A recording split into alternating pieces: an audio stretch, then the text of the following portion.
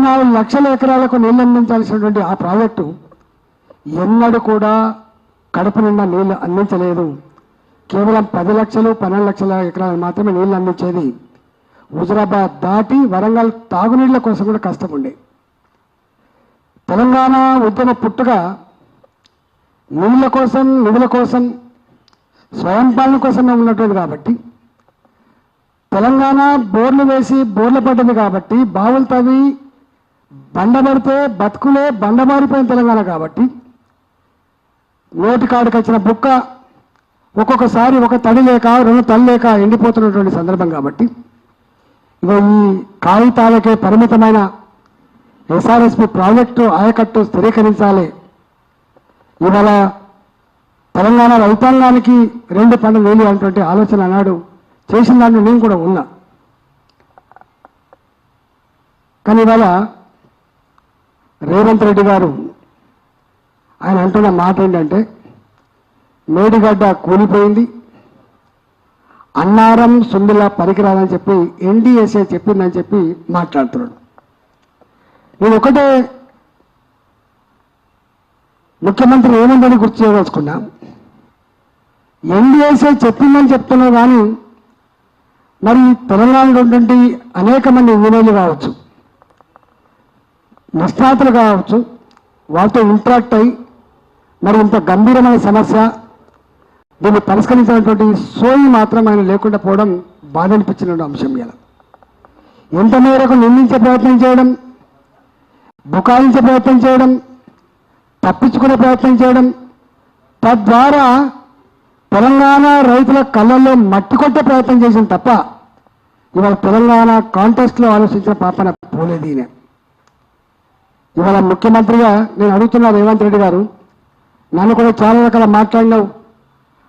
ఆ కుసంస్కారపు మాటలకు నేనేం బాధపడతలేను. కానీ ఒక్కటి మాత్రం గుర్తు చేస్తున్నా, సమైక్య రాష్ట్రంగా ఉన్ననాడు మాలాంటి వాళ్ళం ఎంత మాట్లాడినా కూడా సమయంతో సమాధానం చెప్పేదాన్ని ముఖ్యమంత్రులు తప్ప ఫిల్టీ లాంగ్వేజ్లో మాట్లాడే సందర్భం తక్కువ. ఒకసారి రాజేంద్ర నీ తలకాయ ఎక్కడ పెట్టుకుంటానంటే ఒక మాట తప్ప ఏనాడు కూడా మమ్మల్ని తోలాడే సందర్భం లేదు. కానీ దుఃఖం వస్తుంది, బాధ వస్తుంది.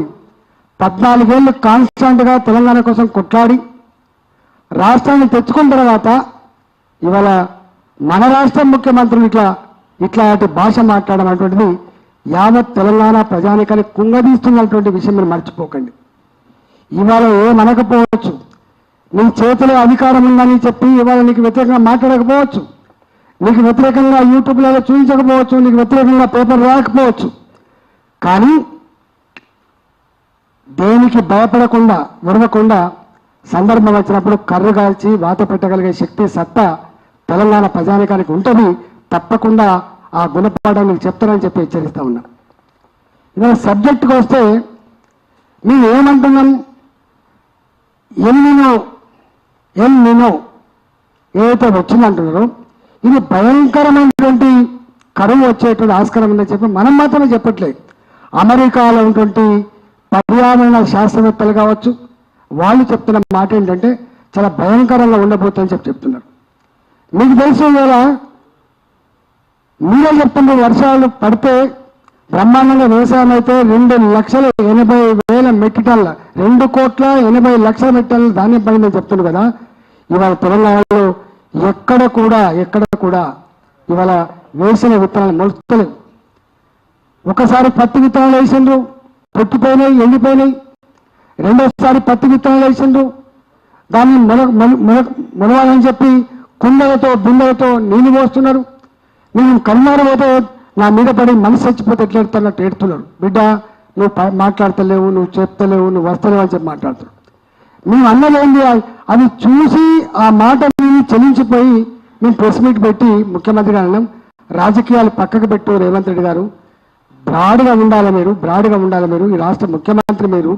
రేపు మంచి అయినా చెడైనా నేరుగా వచ్చే ఆస్కారం ఉంటుంది కాబట్టి వాళ్ళ మీద వీళ్ళ మీద నెపం పెట్టి తప్పించుకునే ప్రయత్నం చేయకు. నువ్వు బోన్లు నిలబెడతా అనుకున్నదేమో కొద్దిమందిని, కానీ నువ్వు బోన్లు నిలబెడుతున్నది మాత్రం తెలంగాణ రైతాంగం నిలబెడతా ఉన్నావు, రేపు హైదరాబాద్ ప్రధానికంగా నిలబెడుతున్నావు అని చెప్పి నేను మాట్లాడినా.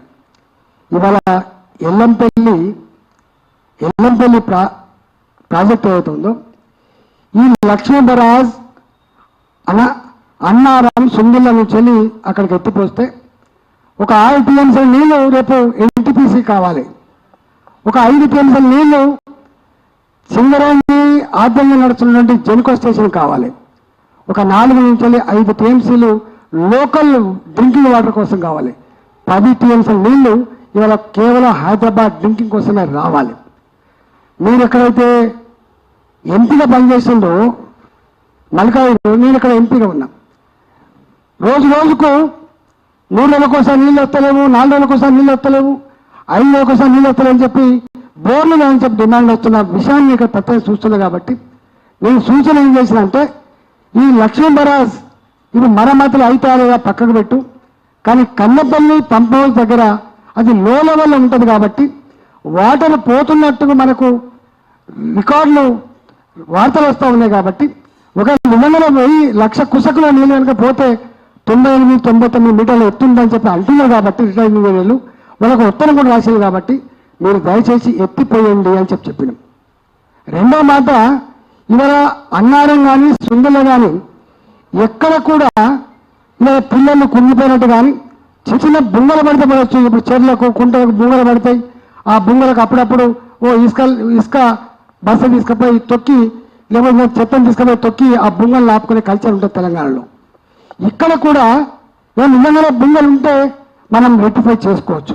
కానీ ఎన్డీఎస్ఏ రిపోర్ట్ ప్రకారంగా 2024లో మరి కాంట్రాక్టర్తో చేయించిందా, మరి డిపార్ట్మెంట్ చేసిన తెలియదు, గ్రౌటింగ్ కూడా చేసినట్ట. గ్రౌటింగ్ అంటే అర్థం ఏంటిది? గ్రౌటింగ్ టెక్నాలజీ అర్థం ఏంటంటే ఎక్కడన్నా లీకేజ్ కనుక ఉంటే ఒక దగ్గర ఫోర్స్ తోటి సిమెంట్ లేకపోతే పంపితే అదంతా లీకేజ్ ఎక్కడెక్కడైతే ఉన్నాయో అక్కడక్కడ ఆగిపోయేది టెక్నాలజీ గ్రౌటింగ్ టెక్నాలజీ. ఇవాళ సుందిల్లా అన్నారం రెండింటికి కూడా గ్రౌటింగ్ చేసినట్టుగా రిపోర్ట్లు ఉన్నాయి ఇక్కడ. కాబట్టి ఇప్పుడు ఎన్డీఎస్ఏ ఏం చెప్పిందని పక్కన పెడితే ఇవాళ 2 ప్రాజెక్టులు గ్రౌటింగ్ చేసినవి ఉన్నాయి. కాబట్టి ఇవాళ ఇక్కడ ఎల్లీలో వల్ల మొత్తం కరువు తండనిస్తూ ఉంది. కాబట్టి ఇంత ఎమర్జెన్సీ పరిస్థితుల్లో కూడా ప్రభుత్వం వెంటనే సమీక్ష చేసుకొని ఎట్లా దీన్ని అధిగమించాలి, ఎట్లా నీళ్ళు తెచ్చుకొని ఆలోచించాలి. కానీ ఇప్పుడు ముందుగా గుడ్డిగా ఇవాళ అజ్ఞానంతో నేను చేయ నాకు ఎన్డీఎస్ఏ చెప్పాలని చెప్పే మాటలు మాట్లాడుతున్నావు. ఇవాళ నువ్వు ఎప్పుడన్నా ఎన్డీఎస్ఏ దగ్గర పోయి మరి మాకు కరువు వస్తూ ఉంది, ఎల్లీనో వస్తూ ఉంది, మరి దీన్ని ఇప్పుడున్న పరిస్థితి ఎట్లా అధిగమించాలనో అడిగినవా అని చెప్పి అడుగుతాను. పాలకుడిగా ఎప్పుడు కూడా పాలకుడిగా ఎంత బాధ్యత ఉండాలంటే, నేను కూడా 25 ఏళ్ళు పనిచేసిన, ఇవాళ కేంద్రంలో ప్రధానమంత్రి గారు పనిచేస్తూ ఉన్నారు. నేను ఆరోగ్య శాఖ మంత్రిగా పనిచేసిన. నేను ఆరోగ్య శాఖ మంత్రిగా పనిచేసినప్పుడు కరోనా వచ్చినప్పుడు చైనా 30 రోజులలో 1000 పడకల